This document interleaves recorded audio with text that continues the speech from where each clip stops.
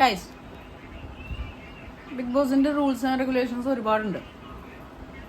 Phone കൊണ്ടുപോകാൻ പാടില്ല, നമ്മൾ അങ്ങനെ ഒരു പർട്ടിക്കുലർ ബ്രാൻഡിനെ പ്രൊമോട്ട് ചെയ്യാൻ പാടില്ല, പിന്നെ അങ്ങനെ ഒരു ബ്രാൻഡ് സംഭവം കാര്യങ്ങളൊന്നും പറയാൻ പാടില്ല, അങ്ങനെ പല സംഭവങ്ങളും ഉണ്ട്. അതേപോലെ തന്നെ സേഫ്റ്റി ഭയങ്കര സംഭവമാണ്. ആ ഒരു സേഫ്റ്റിയെ ചോദ്യം ചെയ്യേണ്ട ഒരു അവസ്ഥ ഇതേവരെ ആർക്കും ഉണ്ടായിട്ടില്ല എന്നാണ് എൻ്റെ വിശ്വാസം. എനിക്കുണ്ടായിട്ടില്ല. കാരണം അതൊരു സെറ്റാണെന്നും ഇതൊരു വല്ലാത്തൊരു സ്ഥലത്താണ്, ഒരാളൊഴിഞ്ഞ സ്ഥലത്താണ് കൊണ്ട് വച്ചേക്കണം എന്നുള്ള ഫീലും കാര്യങ്ങളൊന്നുമില്ല. പുറത്തൊക്കെ നിറച്ച ആൾക്കാരാണ് 24/7.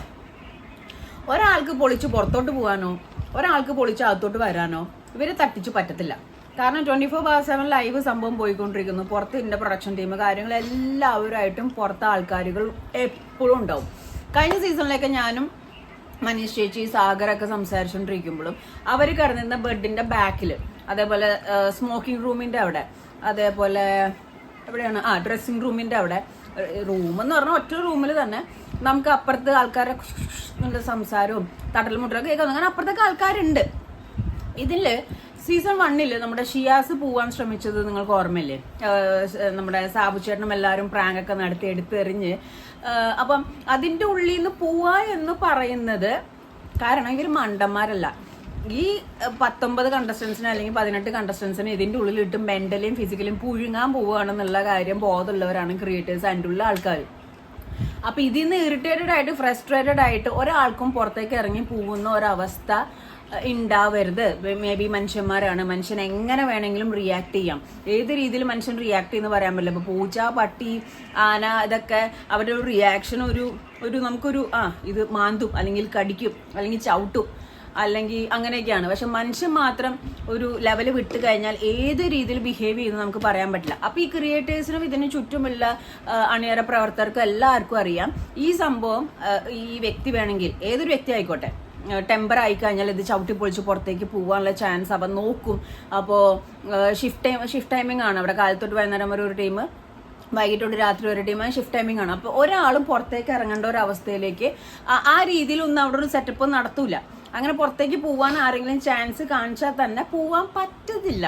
ഞങ്ങൾ ഇതേവരെ പുറത്തോട്ടുള്ള വഴി ഞങ്ങൾ കണ്ടില്ല. കാരണം അതിൻ്റെ ഉള്ളിലോട്ട് കയറി കഴിഞ്ഞിട്ടുണ്ടെങ്കിൽ പിന്നെ ആ മെയിൻ എൻട്രൻസ് അല്ലാതെ നമ്മുടെ കൂടുതലുള്ള കണ്ടസ്റ്റൻസ് ആരും വേറെ പുറത്തേക്കുള്ള വഴി കണ്ടുപിടിച്ചിട്ടുണ്ടെന്ന് എനിക്ക് അറിഞ്ഞൂടാ. പക്ഷേ സായി പറയുന്ന ഒരു സംഭവം, അനിയ വെരി സോറി, എനിക്കിത് ആസ് എ എക്സ് കണ്ടസ്റ്റന്റ് എനിക്കിത് എക്സ്പെക്ട് ചെയ്യാനും അല്ലെങ്കിൽ ഇത് ഒരു രീതിയിലും ഞാൻ സമ്മതിച്ചു തരില്ല. അപ്പോൾ സായി പറഞ്ഞാൽ നമുക്കൊന്ന് കേൾക്കാം. ഞാൻ നേരെ ടോയ്ലറ്റ് പോകുമ്പോൾ മൈൻഡ് ഇതല്ല ഒരു സംഭവം ഉണ്ടേ.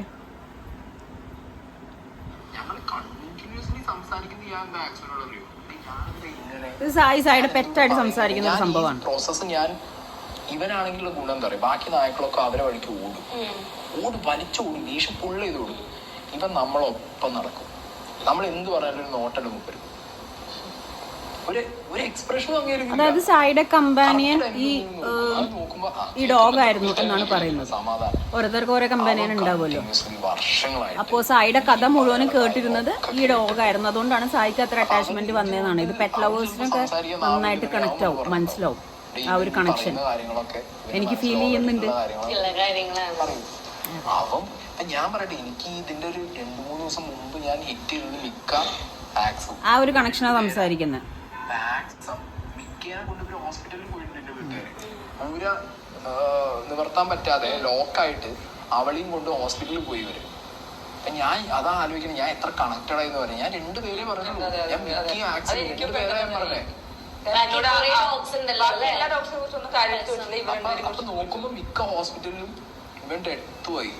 അപ്പൊ ഞാൻ ആലോചിക്കുന്നത് ഞാൻ അത്രയും കണക്റ്റഡ് ആയെന്ന് പറയുള്ളൂ. കണക്ഷൻ എനിക്ക് ആ കാര്യം അതെ, അത് പെറ്റ് ലവേഴ്സിനെ മനസ്സിലാവുള്ളൂ. ഈ പറഞ്ഞ മാതിരി യു കാണ്ട് എക്സ്പ്ലെയിൻ മോർ. സ്നേഹ പറഞ്ഞു കഴിഞ്ഞിട്ട് ഒരു ഡയലോഗ് സായി പറയുന്നുണ്ട്. അതാണ് എന്റെ മൈൻഡിൽ ഇത്രേ ഉണ്ടായിരുന്നുള്ളൂ. എനിക്കറിയാം പുറത്തേക്കുള്ള വഴി ഏതാന്നുള്ളത്. ഞാൻ ഒരു വട്ടം പോയതുകൊണ്ട് ഞാൻ നേരെ ടോയ്ലറ്റ് പോകുമ്പോൾ മൈൻഡ് ഇതാ അടിച്ച് കൺഫ്യൂഷൻ റൂമിന്റെ ചില്ല് പൊട്ടിച്ച് പുറത്ത് ചാടുക, ഓടുക. ഇത് വിചാരിച്ചു പോയപ്പോണ്ട് ചില്ലോ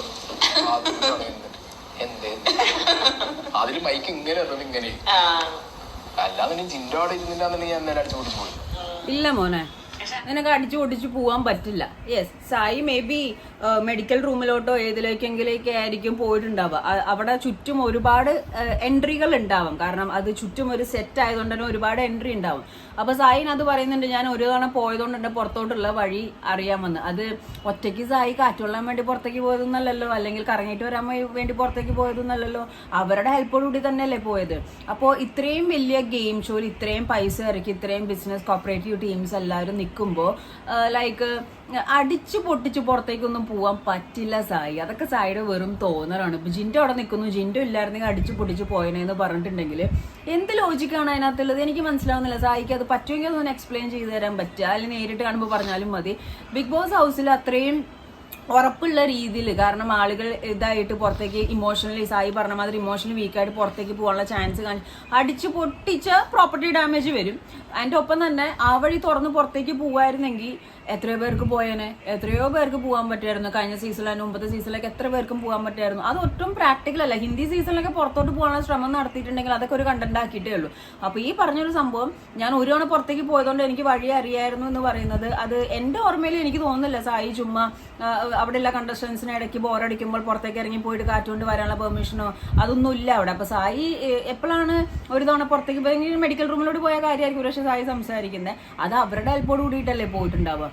അഥവാ അറിയായിരുന്നു എന്ന് തന്നെ വെച്ചോ, വേഴ്സ്റ്റ് കേസ് സിനാരിയോ, ഇത്തിരി കൂടി ഔട്ട് ഓഫ് ദ ബോക്സ് ഞാൻ സംസാരിക്കുകയാണ്. പൊട്ടിപ്പൊളിച്ച് സായിക്കാനുള്ള നിന്ന് പുറത്തേക്ക് പോകാൻ പറ്റില്ല. അതിപ്പോൾ ജിൻഡോ ഉണ്ടെങ്കിലും ഇല്ലെങ്കിലും പറ്റില്ല സായി, പറ്റില്ല. അത് ഞാൻ സ്ട്രോങ് ആയിട്ട് തന്നെ പറയും. അങ്ങനെയാണെങ്കിൽ ബിഗ് ബോസ് അങ്ങനെ പുറത്തേക്ക് ഇമോഷണലി ബ്രേക്ക് ഡൗൺ ആയിട്ട് ഒരാൾക്ക് തല്ലിപ്പൊളിച്ച് പോകാൻ പറ്റും കണ്ടസ്റ്റന്റ് എന്നുണ്ടെങ്കിൽ അതിൻ്റെ ഉള്ളിൽ എന്താണ് ഇപ്പോൾ ഒരു സേഫ്റ്റി? എപ്പോൾ വേണമെങ്കിൽ ഇറങ്ങി പോയിക്കൂടി? ഇത്രയും സഹിച്ച് ഇത്രയും ദിവസം നിൽക്കേണ്ട ആവശ്യമില്ല. ബിഗ് ബോസ് എന്താ മണ്ടന്മാരാ? ഞാൻ യോജിക്കുന്നില്ല. നിങ്ങൾ യോജിക്കുന്നുണ്ടെങ്കിൽ കമൻറ്റ് ചെയ്യാം.